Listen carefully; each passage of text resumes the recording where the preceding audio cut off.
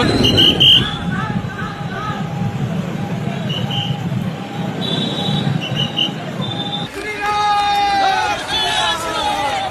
ये जय श्री राम का नारा है, जय घोष है, जिससे कहीं ना कहीं बहुत ही दुखी है ममता जी। मैं नहीं जानती कि भगवान राम का जब नाम लिया जाता है तो तृणमूल कांग्रेस के नेता और समर्थक क्यों विचलित हो जाते हैं। बात करें ममता बनर्जी की तो कह रही है बाहर वाले आ गए। के বাইরের লোক কে? তুমি বাংলা বলতে পারো, আমিও বলতে পারি। আমারও দাদুর বাড়ি এখানে। আমরা সবাই ভারতবর্ষে জন্ম নিয়েছি, তো আমরা কোথায় বাইরের লোক? उनके कहने से क्या होता है? हिंदुस्तानी अपने देश में कब से पराया हो गया? और के बोले छे ममता बंदोपाध्याय निश्चित करबे के बाहरेर लोक के बाड़ीर? के बोले छे? एसआईआर को लेकर लगातार सवाल उठ रहे हैं आप लोग। सवाल ये उठता है कि पश्चिम बंगाल की मुख्यमंत्री क्यों घुसपैठियों का समर्थन करती हैं। सवाल ये उठता है कि पश्चिम बंगाल की मुख्यमंत्री क्यों हिंदुस्तान का जो लीगल वोटर है उसका संरक्षण नहीं चाहती।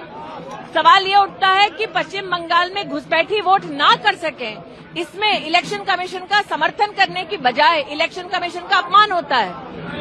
लेकिन अगर बात करें महिलाओं की सुरक्षा की, संदेश खाली की जो घटना हुई उसके बाद यहाँ पर जो आर्टिकल की विक्टिम जो है, आज उनकी मदर भी अब आज उनकी नॉमिनेशन में भी आप गई हुई थी, उनके ऊपर अटैक हुआ, जिस तरीके की परिस्थितियां हैं। मतलब एक माँ की बेटी की तृणमूल के गुंडों के संरक्षण में रेप होता है, एक माँ की बेटी की हत्या होती है, जब वो माँ अपने लोकतांत्रिक अधिकार का निर्वहन करके चुनाव में अपना नॉमिनेशन दाखिल करती है, तो उसी माँ को अपमानित भी किया जाता है सरेआम। ये कहाँ का न्याय है तृणमूल कांग्रेस का? ये जय श्री राम का नारा है, जय घोष है, जिससे कहीं ना कहीं बहुत ही दुखी है ममता जी। मैं नहीं जानती कि भगवान राम का जब नाम लिया जाता है तो तृणमूल कांग्रेस के नेता और समर्थक क्यों विचलित हो जाते हैं। बात करें ममता बनर्जी की तो कह रही है बाहर वाले आ गए। के বাইরের লোক কে? তুমি বাংলা বলতে পারো, আমিও বলতে পারি। আমারও দাদুর বাড়ি এখানে। আমরা সবাই ভারতবর্ষে জন্ম নিয়েছি, তো আমরা কোথায় বাইরের লোক? उनके कहने से क्या होता है? हिंदुस्तानी अपने देश में कब से पराया हो गया? और के बोले छे ममता बंदोपाध्याय निश्चित करबे के बाहरेर लोक के बाड़ीर? के बोले छे? एसआईआर को लेकर लगातार सवाल उठ रहे हैं आप लोग। सवाल ये उठता है कि पश्चिम बंगाल की मुख्यमंत्री क्यों घुसपैठियों का समर्थन करती हैं। सवाल ये उठता है कि पश्चिम बंगाल की मुख्यमंत्री क्यों हिंदुस्तान का जो लीगल वोटर है उसका संरक्षण नहीं चाहती। सवाल ये उठता है कि पश्चिम बंगाल में घुसपैठी वोट ना कर सके, इसमें इलेक्शन कमीशन का समर्थन करने की बजाय इलेक्शन कमीशन का अपमान होता है। लेकिन अगर बात करें महिलाओं की सुरक्षा की, संदेश खाली की जो घटना हुई उसके बाद यहाँ पर जो आर्टिकल की विक्टिम जो है, आज उनकी मदर भी अब आज उनकी नॉमिनेशन में भी आप गई हुई थी, उनके ऊपर अटैक हुआ, जिस तरीके की परिस्थितियां हैं। मतलब एक माँ की बेटी की तृणमूल के गुंडों के संरक्षण में रेप होता है, एक माँ की बेटी की हत्या होती है, जब वो माँ अपने लोकतांत्रिक अधिकार का निर्वहन करके चुनाव में अपना नॉमिनेशन दाखिल करती है, तो उसी माँ को अपमानित भी किया जाता है सरेआम। ये कहाँ का न्याय है तृणमूल कांग्रेस का? मालदा जिले में पश्चिम बंगाल विधानसभा चुनाव के दूसरे चरण के नामांकन के दौरान उस वक्त सियासी माहौल चरम पर पहुंच गया, जब भाजपा की केंद्रीय मंत्री स्मृति ईरानी की मौजूदगी में हबीबपुर सीट से उम्मीदवार जोएल मुर्मू ने अपना नामांकन पत्र दाखिल किया। नामांकन से पहले निकले मेगा रोड शो में स्मृति ईरानी ओपन जीप में सवार होकर जनता का अभिवादन करती नजर आईं। 40 কোটি টাকা মাত্র গ্রামের সড়কের যোজনার জন্য পাঠিয়েছিলেন। টিএমসি সরকার কাটমানি নিয়ে করাপশন করে ওই টাকাটা গরিব মানুষ অবধি পৌঁছানোর জন্য একটা বাধা করেছে। মালদা ওই জেলা যেখানে 1 লাখ পরিবারের জন্য প্রধানমন্ত্রীজি গরিব কল্যাণ অন্ন যোজনার ব্যবস্থা করেছিলেন, কিন্তু টিএমসি সরকার মালদার গরিব মানুষের জন্য ওই অন্ন যোজনাটা ভালো করে গ্রাউন্ড ইমপ্লিমেন্টেশন করলো না, ওটার মধ্যেও খারাপ ব্যবস্থা করেছে। আজ আমি প্রধানমন্ত্রীজিকে ধন্যবাদ জানাতে চাই। দিদি চাল দিতে চাইছিলেন না, প্রধানমন্ত্রী চাল দিয়েছেন, ডাল দিয়েছেন। দিদি মন্ত্রী চাল দিয়েছেন, ডাল দিয়েছেন। দিদি গরিব মহিলার ব্যাংক অ্যাকাউন্টে টাকা দিতে চাইছিলেন না। প্রধানমন্ত্রী জনধন খাতায় পুরো দেশের মহিলাকে 30,000 কোটি টাকা স্টেট ব্যাংক অ্যাকাউন্টে ধন্যবাদ জানাতে চাই। দিদি গ্যাস সিলিন্ডার দিতে চাইছিলেন না। প্রধানমন্ত্রী উজ্জ্বলা যোজনার মাধ্যম থেকে পশ্চিমবঙ্গে 80 লাখ গরিব মহিলাদেরকে গ্যাস সিলিন্ডারটা দিয়েছেন। আর তাই জন্য আজকে আমি বলতে পারি দিদি টিএমসি যাচ্ছে, বিজেপি আসছে। আমি অবাক হয়ে গেছিলাম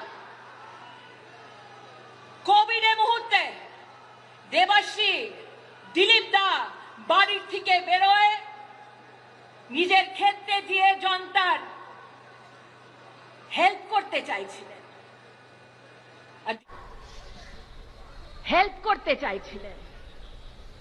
আর दीदी তুমি पुलिस করেছো। पहली बार देश की राजनीति में ऐसा हुआ कि जनप्रतिनिधियों को घर में बंद करवाया गया ताकि कोविड में गरीब जनता की कोई मदद न कर सके। आज दीदी से पूछना चाहती हूं कि बंगाल की गरीब जनता से इतनी दुश्मनी क्यों पाल ली आपने कि गरीब तक ना जनप्रतिनिधि पहुंचे, ना रोटी पहुंचे, ना नौकरी पहुंचे। इतना बड़ा पाप क्यों किया? दीदी से पूछना चाहती हूं कि बंगाल की गरीब जनता से इतनी दुश्मनी क्यों पाल ली आपने कि गरीब तक ना जनप्रतिनिधि पहुंचे, ना रोटी पहुंचे, ना नौकरी पहुंचे। इतना बड़ा पाप क्यों किया आपने? मैं आज हर उस भारतीय जनता पार्टी के कार्यकर्ता और जनप्रतिनिधि का अभिनंदन और आभार व्यक्त करना चाहती हूं जिसने भारत सरकार के साथ साथ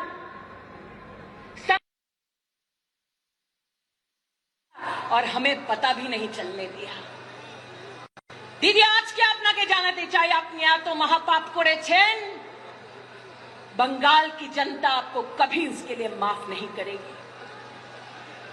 और बंगाल ने मात्र कोविड की पीड़ा को नहीं सहा, अम्फान की जो चेतावनी केंद्र ने 11 दिन पहले दी, दीदी आपने उसको भी नहीं सुना। কে ভাবতে পেরেছিল কি কলকাতায় 7 দিন লাইট থাকবে না? কে ভাবতে পেরেছিল কি আমফানের পরে দুদু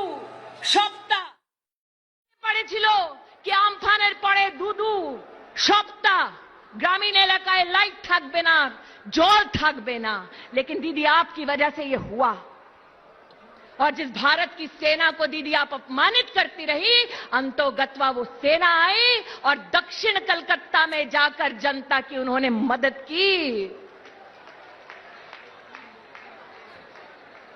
और আমি অবাক হয়েছি জেনে দিদি মোদিজি আমফানের জন্য রাজ্যকে 1000 কোটি টাকা অ্যাডভান্সে দিয়েছিলেন, কিন্তু আপনার নেতারা পঞ্চায়েতের মাধ্যমে টাকাটা লুট করে নিল। আপনাকে জবাব দিতে হবে कि কেন লুট হয়েছে। आज इस मंच पे अमित शाह जी हम सबको बहुत जल्द संबोधित करने वाले हैं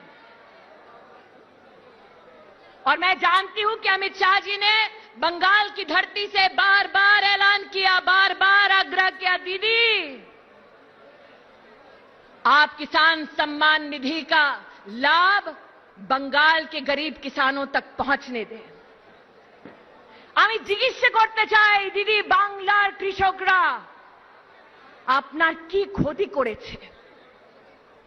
আপনি 2 বছর বাংলার কৃষককে কৃষক সম্মান নিধির লাভের থেকে বঞ্চিত রেখেছেন। অমিত শাহজি বারবার বলেছেন कि আপনি কৃষকদের তালিকাটা দিন, আমরা 24 ঘন্টা একটি কৃষকের ব্যাংক অ্যাকাউন্টে টাকাটা তুলিয়ে দিব, কিন্তু আপনি আজ অবধি তালিকাটা দিলেন না। क्योंकि दीदी ये जानती है कि टीएमसी में जब तक कट मनी नहीं आता है तब तक काम नहीं हो पाता है।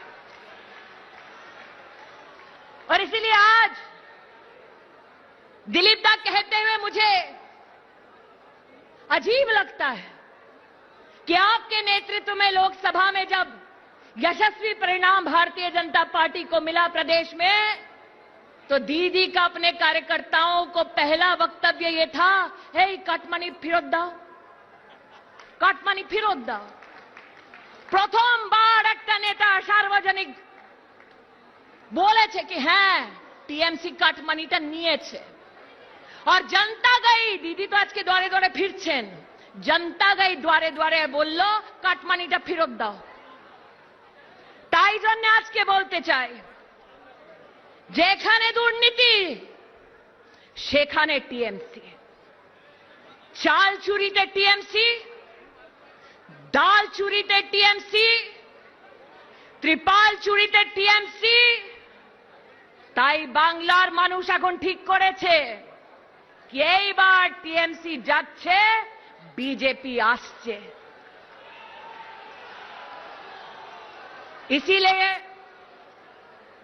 आज जितने कर्मठ कार्यकर्ता राष्ट्रभक्त भारतीय जनता पार्टी के परिवार में सम्मिलित हुए हैं, उन सबका स्वागत करते हुए, भारतीय जनता पार्टी के वीर कार्यकर्ताओं का सम्मान, शहीदों के बलिदान को प्रणाम करते हुए मैं दीदी से कहना चाहती हूं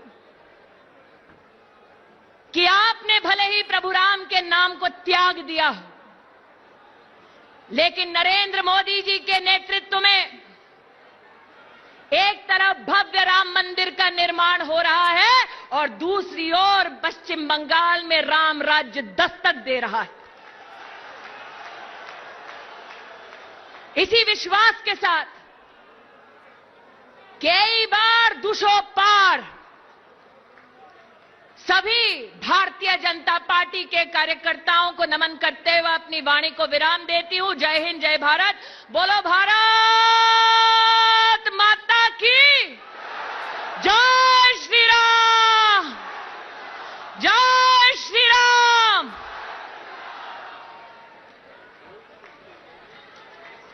नमस्कार, धन्यवाद केंद्रीय मंत्री स्मृति ईरानी।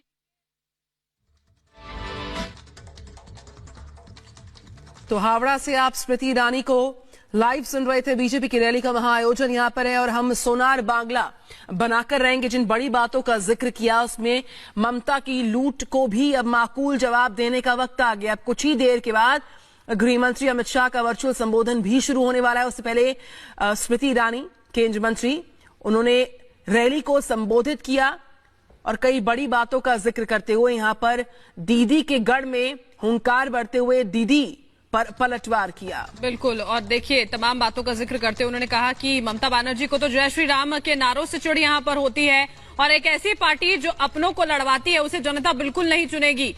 आपको बता दें, साथ ही स्मृति ईरानी ने कहा कि तमाम वो योजनाएं जो केंद्र की ओर से लागू की गई उनको जनता तक पहुंचने नहीं देती हैं ममता बनर्जी। आखिर बंगाल की जनता से इतनी दुश्मनी उन्हें है क्यों? आखिर जनता का भला ही क्यों नहीं चाहती हैं? वो तमाम बातें जो ममता बनर्जी लगातार आरोपों के रूप में बीजेपी तक पहुंचाती रही हैं, आरोप लगाती रही हैं, एक तरह से सारे जवाब जो हैं वो स्मृति ईरानी की ओर से यहां पर दिए गए।